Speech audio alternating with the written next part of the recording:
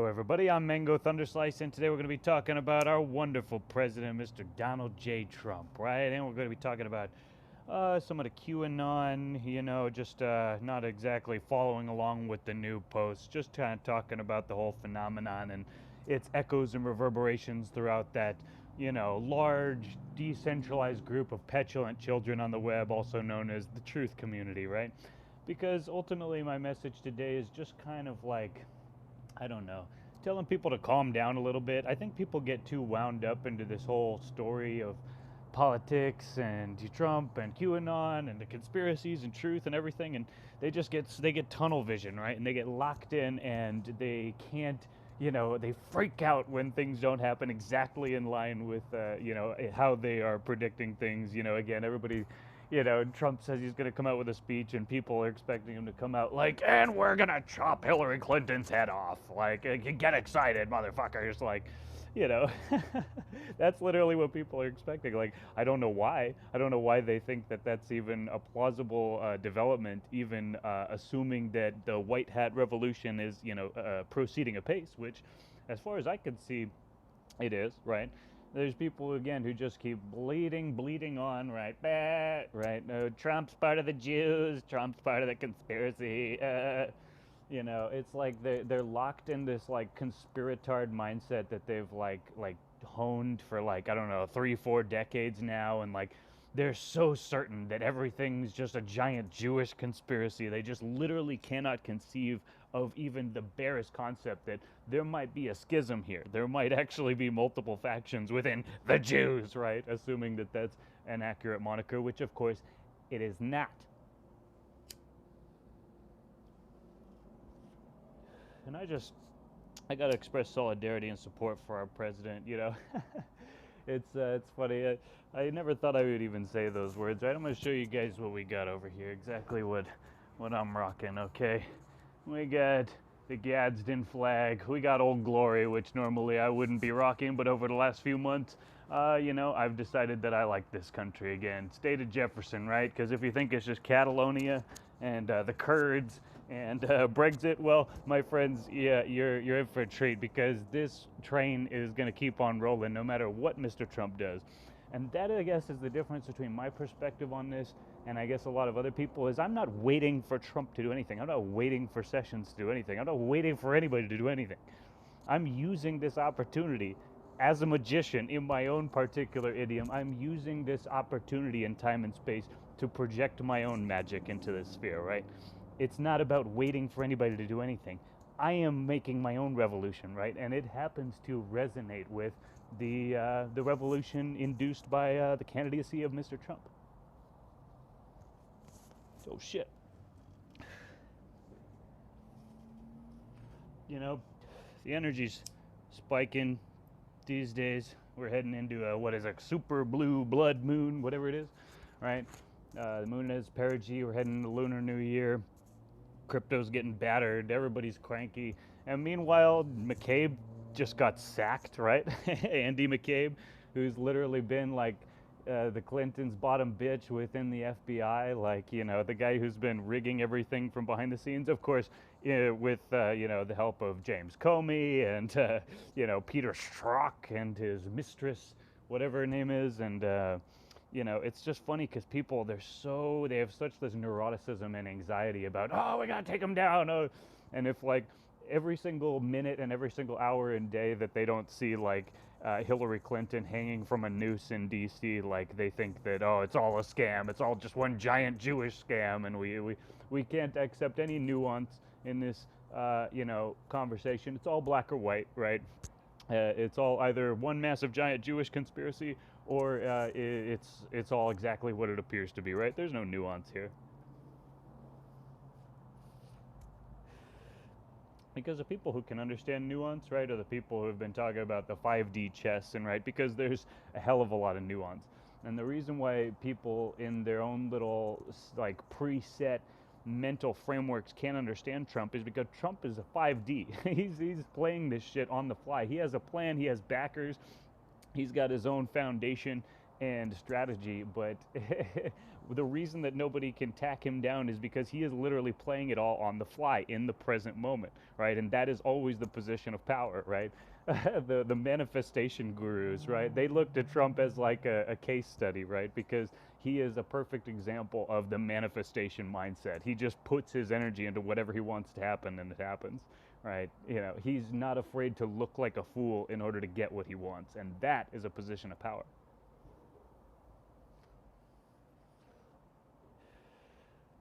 Right. But the simpletons, the conspiratards, right? They need everything to be served up to them on a nice little platter, right? Blended up into baby food, because you know, chewing up again a little bit of detail, a little bit of nuance, right? A little bit of introspection and research. That's too much for them. So, you know, better just chalk it all up to the Jewish conspiracy, right? So I'm looking forward to Trump's State of the Union, right? It's, you know, I don't expect him to say anything too crazy. It would be really cool if he read the memo, right? The 4-page FISA memo. And again, it's like, you know, people just discard it all as theater, right? That you have to believe that this memo is not going to go anywhere. McCabe getting sacked isn't going anywhere. Rosenstein about to get sacked isn't going anywhere. The, 13,000 sealed indictments aren't going anywhere. The Uranium One investigation that just basically came to the forefront again, that's not going anywhere, right? The 2 weeks that the Clinton and Podesta and like 40 other people connected to the Hillary campaign now have to answer all these questions, you know, regarding to the Steele dossier, right? Which as far as I can tell, was still just a hoax perpetrated by 4chan, given to this guy Christopher Steele, who thought that he was talking to Russian agents, right? It was such a farce. The level of farce has reached critical mass, right? We're at ludicrous speed at this point, you know.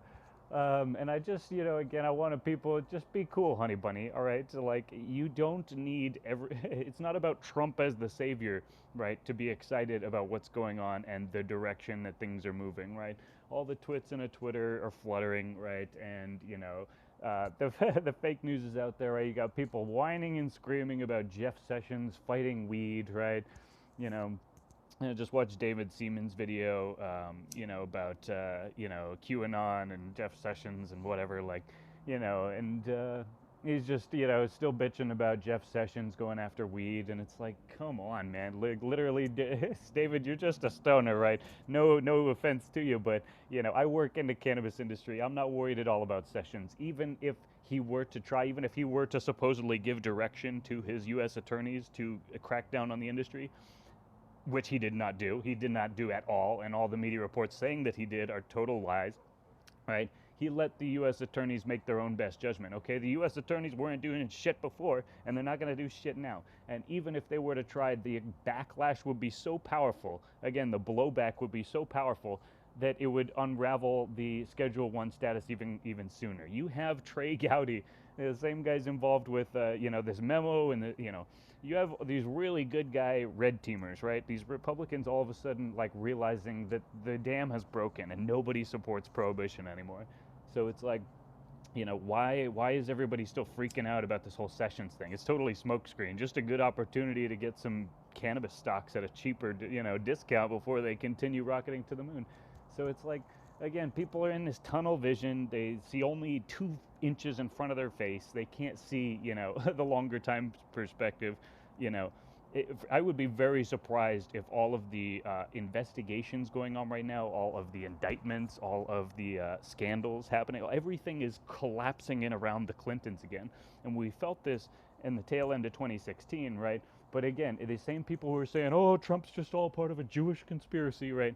These were the people who, during the election, they said, oh, Trump's part of a Jewish conspiracy. He'll never be allowed to win. He's just saying all these things to get people excited. They're going to put Hillary in anyway. You have no power. We're all fucked. We're all enslaved. So just get used to it, right? And these are the people who are still saying the same shit. You're enslaved. You have no power. It's all a scam. It's all a conspiracy. So go back and, you know, be depressed in your little hole and, you know, maybe collect some gold and silver bars. You know, it's just funny, man. Like, I guess I'm kind of talking shit today, but I'm just tired of seeing all the freaking babies on the internet just whining and screaming, Sessions, why won't you do anything, Sessions, meh, meh, meh.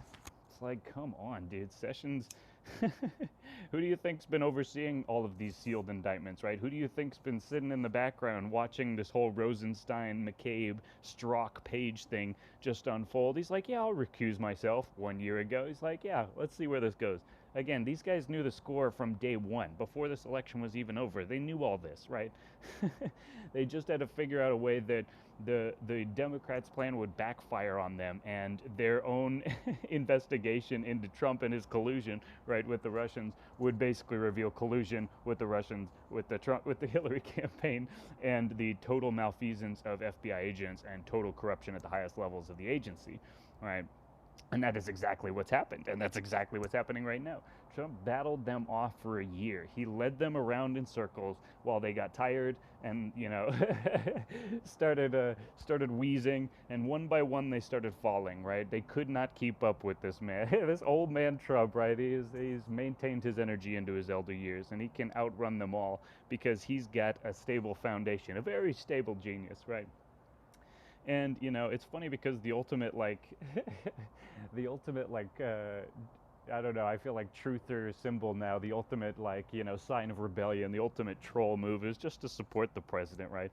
Because you got the conspiratards, you got the lefties, you got the never Trumper rhinos, right? The Republicans who don't like him, who were all ready for Jeb Bush or Ted Cruz or any of these other yahoos, right?